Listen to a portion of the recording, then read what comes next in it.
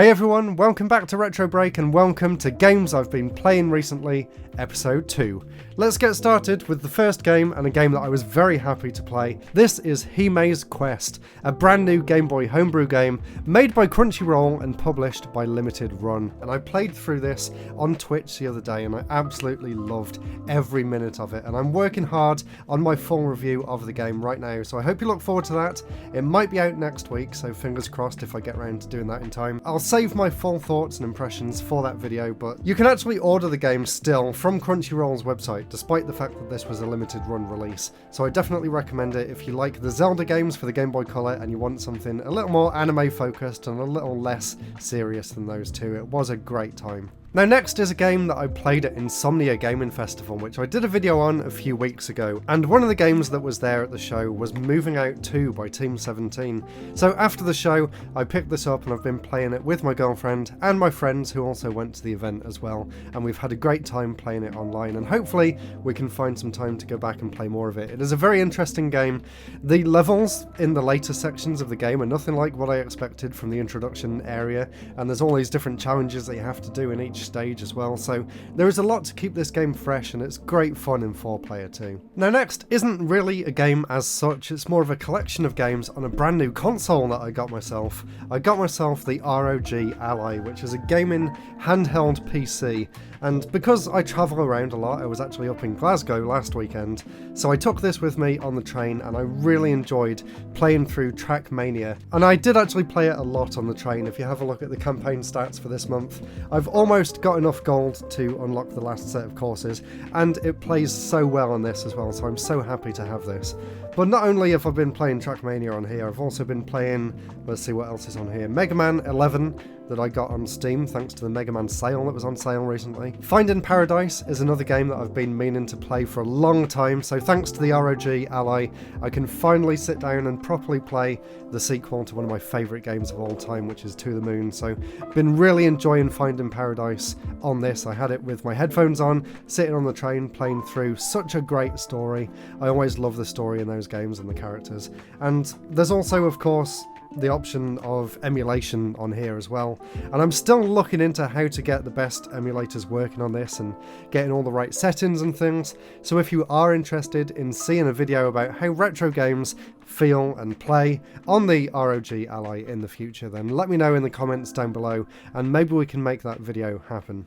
As you can see, I loaded it up with this thing called Emulation Station, where you can see all your different systems at a glance there, and then you can just click through and boot them up. And I have to say, everything I've played so far seems perfectly fine on this. I can easily play GameCube, Wii U, and even Switch games on this as well, which is just insane, but obviously I'll be using it mostly for retro purposes.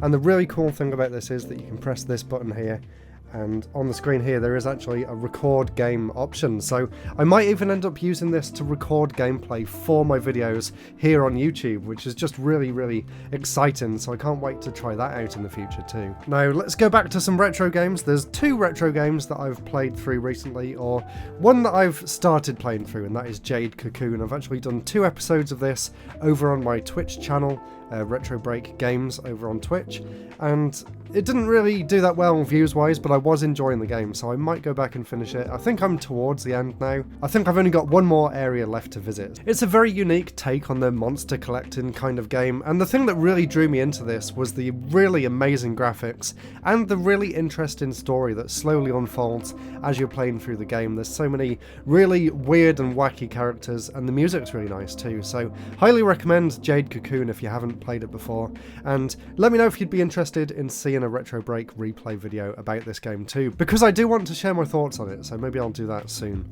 And the other game that I actually just finished playing over on Twitch is Sonic Adventure 2. So of course I finished the first one a while ago and I did my replay video for that, so I thought I would follow it up with Sonic Adventure 2, and there is a replay video coming for that one as well, so subscribe if you're interested in seeing my thoughts on both of these games coming at some point later this year. Now for some more modern games, I've actually been having a lot of fun playing on the Switch recently. Let's start with Pikmin 4, which I absolutely adore this game. I really love what they've done with the series, and Pikmin 4 is just so much bigger than all three Pikmin games that have come before it combined, to be completely honest. It is incredibly easy, and maybe it does overstay its welcome just a little bit, but I can forgive it because it's such an adorable game. It's so nice to just sit down and relax and chill out and play it. And if you're after a challenge, then the other three games still exist, and obviously they're all available on the Switch as well now. And that brings me on to the next game, which is Pikmin 1 and 2. And I actually just picked this up 2 days ago at the time of recording this on the way home from Glasgow. So I actually played it for the first time last night on stream, and I streamed for about 4 hours.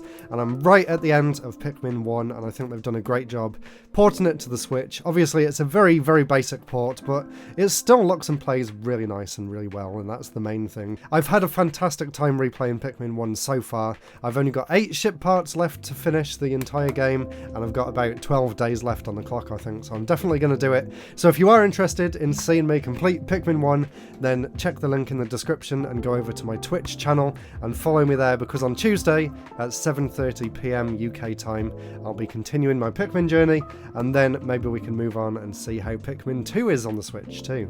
2 more games for the Switch that I thought I would highlight here that I've been playing recently.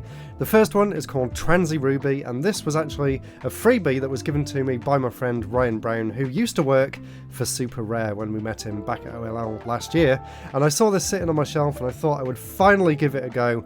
And what I found is a really simple but actually really fun action platformer with kind of very basic Metroidvania elements. I wouldn't really call it a Metroidvania, it's more just a straight up action platformer, but from what I did play I was really enjoying it, and I think I'm about halfway through, and I definitely plan to go back and finish the rest of the game. And it turns out that the developer for this game actually made one of my favourite games that came out very early in the Switch's life, and that game was called Kamiko, which is basically like this game but top down instead of side on, so definitely recommend this if you like action platformers.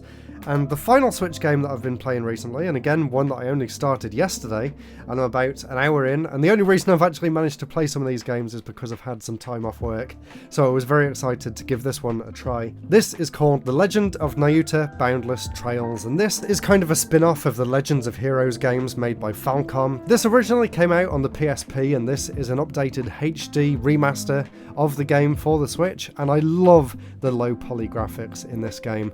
I haven't got very far in, and the intro was very slow and there was a lot of reading to get through, but it seems like a really nice story. They're sort of easing you into the area and introducing you to all of the characters at the start of the game. And I just finished playing through the first dungeon, and the gameplay in this game actually seems really fun.